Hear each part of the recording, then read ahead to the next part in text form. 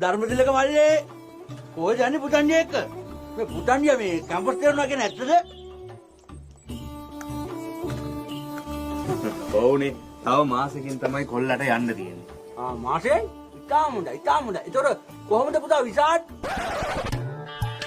විසාට් කිව්වේ මාමේ? ඉංග්‍රීසි පෙළද? විසාට් ගැන ලියපු විභාගයේ විසාට්. ඒ තුනයි. ගුඩ්.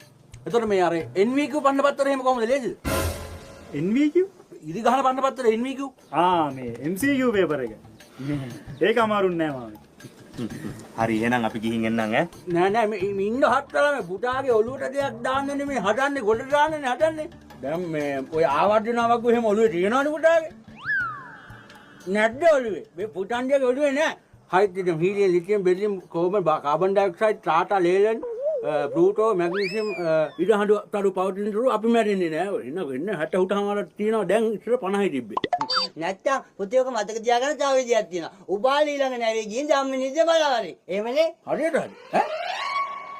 යන්නේ එපා හත්තල මේ දරුවගේ ඔළුවට මොන හරි දෙන්නනේ මේ තටමන්නේ මේ. හරි විද්‍යාව අතන්නේ අපි දැන් ගමු සිංහල පුරාතන මේ පද්‍ය.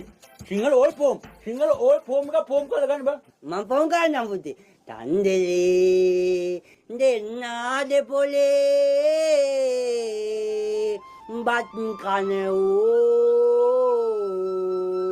අන්ත බිඳෙයි අග්ගිස්සෙන් බෑලාවරින් කටු කැලේ ගාල නොලිහා වගේ දිනෝ උගත මනා ශිල්පයමයි මතු රැකිනා කොහොමද පුතේ? අන්න නියමිත පොම් කරා. යන්නේ එපා හත්තල මේ දරුවට දෙයක් ඉගෙන ගන්න දෙන්න. එන්න. හරි කවි අතාරින්න මේ කතාව අහලා යන්නකෝ. දැන් දරුවෝ ඔයාලා හෙන සැප පහසුවට දැන් කාලේ මේ ඉගෙන ගත්තට අපි ඒ දවස්වල කිලෝමීටර් 30ක් අනේ කිලෝමීටර් 40ක් උදේ පාන්දර ඉස්කෝලේට පයින් යනවා අපි.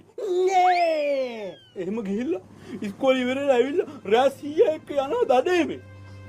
එහෙමත් ඇවිල්ලා පාන්දර 3ට ඉන්දියාප්ප තම්බල කඩවල් ගාන යනවා විකුණන්න.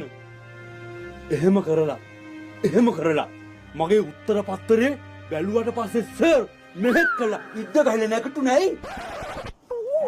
උත්තර ලියලා තියෙන විදිය දැකලා පුදුම වුණා.